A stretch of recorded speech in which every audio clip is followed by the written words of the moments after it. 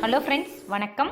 இன்றைக்கி நம்ம ரொம்பவுமே டேஸ்ட்டான 19 கிட்ஸோட ஒரு ஃபேவரட் ஸ்நாக்ஸ்ன்னு சொல்லலாம். ஸ்வீட் ரெசிபி ரொம்பவுமே டேஸ்ட்டாக இருக்கும். பால்கோவா பெட்டி கடைகளெல்லாம் கிடைக்கும்.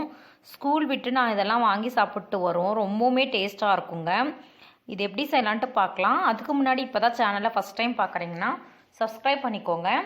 பக்கத்தில் இருக்க பெல் ஐக்கான் நோட்டிஃபிகேஷன் ஆளுங்கிறதே கிளிக் பண்ணி வச்சுக்கோங்க. அப்போ தான் என்னோடய வீடியோஸ் உடனுக்குடன் வரும்.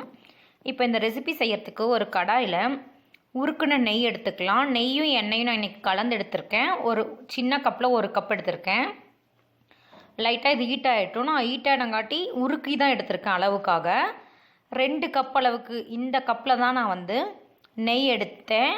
அதே கப்பில் 2 கப் மாவு, ஒரு கப்புக்கு 2 கப் மாவு மைதா மாவு சேர்த்துக்கலாம். சேர்த்துட்டு இது நல்லா நம்ம கலந்து விட்டுக்கணும். இதோட பச்சை ஸ்மெல்லாம் போக இது போல் நல்லா வதக்கிக்கணுங்க. இது ஒவ்வொரு சமயம் ஒரு ஸ்டேஜாக மாறி வரும். ஃபஸ்ட்டு இது நல்லா கலந்து விட்டுக்கோங்க, அந்த கட்டிலாம் இல்லாத மாதிரி. மைதா மாவு தான் எடுக்கணும். இந்த ரெசிபி அப்படி தான், அதில் தான் செய்வாங்க. ரொம்பவுமே டேஸ்ட்டாக இருக்கும். வாயில் போட்டதுமே கரைஞ்சிடும். இதெல்லாம் பார்க்கும்போது சைல்ட்ஹுட் ஞாபகம் வரும். அந்த அளவுக்கு இது டேஸ்ட்டாக இருக்கும். இப்போ தான் லேஸ் இந்த மாதிரிலாம் இருக்குது. அப்போல்லாம் இது தான் நாங்கள் சாப்பிடுவோம். ரொம்பவுமே டேஸ்ட்டாக இருக்கும். இது போல் கலக்க கலக்க கெட்டியாகும். நெக்ஸ்ட்டு ஸ்டேஜில் அப்படியே கலந்து கொஞ்சம் இலகுன மாதிரி தண்ணி மாதிரி ஆகிடுங்க. கலர அடுப்பு இது கிளறும் போது லோ ஃப்ளேமில் வச்சுக்கோங்க. ஹை ஃப்ளேம், மீடியம் ஃப்ளேம் எதுவுமே வேண்டாம். அதனால் கரிஞ்ச மாதிரி ஆகிடும் நம்மளுக்கு இந்த மாவெல்லாம். இது போல் கலந்துக்கிட்டே இருங்க. கொஞ்சம் ஸ்டேஜ் அப்படியே மாறி மாறி வரும். இப்போ அப்படியே தண்ணி மாதிரி லிக்விட் மாதிரி ஆகும்.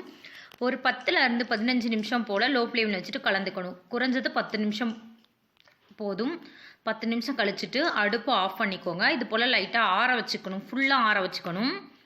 ஆற வச்சு தண்ணியாக தான் இருக்குது. இப்போ சுகர் சேர்த்துக்கலாம். பவுடர் சுகர் நான் சேம் அதே அளவுக்கு எடுத்துக்கிட்டேன். 3/4 கப் எடுத்தேன். எனக்கு 10லன்ட்டு 1 கப் மாவு எடுத்த அதே அளவில் 1 கப் பொடிச்ச சுகர், 2-3 சிட்டிகை ஏலக்காய் எசன்ஸ் சேர்க்குறேன். அப்படி இல்லைன்னா ஏலக்காய் பொடி சேர்த்துக்கலாம். வேண்டானா கூட ஸ்கிப் பண்ணிக்கலாம். சேர்க்கறங்காட்டி வாசமாக இருக்கும். ஃபஸ்ட்டு பாருங்க, தண்ணி மாதிரி தான் இருந்தது. ஆஃப் பண்ணி வச்சோம். இது சர்க்கரை சேர்த்தோம்னா அப்படியே இறுக ஆரம்பிக்கும். இலகுவா அப்படியே மாதிரி கட்டியாக ஆரம்பிக்கும். நல்லா சர்க்கரை இதோட சேர்கிற மாதிரி கலந்து விட்டுக்கணும். சர்க்கரை பொடிச்சு சேர்க்கும் போது நல்லா நைஸாக ஃபைனாக பவுடர் பண்ணிக்கோங்க. அப்போ தான் நல்லாயிருக்கும். இப்போ இது போல் நல்லா கலந்தாச்சு. இப்போ ஒரு ட்ரேயில் ஏதோ ஒரு இதில் நெய் தடவி வச்சுக்கோங்க. ஃபுல்லாக இது உள்ளே செட் பண்ணிக்கலாம். இதுவே கொஞ்சம் நேரத்தில் நம்மளுக்கு இலகுன மாதிரி ஆகிடும். அதனால் இது நல்லா நம்ம எந்த அளவுக்கு வேணுமோ போட்டுட்டு சரிசமப்படுத்தி விட்டுக்கிறேன். அப்போல்லாம் பார்த்தீங்கன்னா இது 1 ரூபாய்க்கு 2 அந்த மாதிரி கொடுத்துட்டு இருந்தாங்க. அப்புறம் 1 ரூபாய்க்கு 1 வந்தது. இப்போ எப்படின்ட்டு தெரில, இப்போ இருக்கான்னு தெரியல.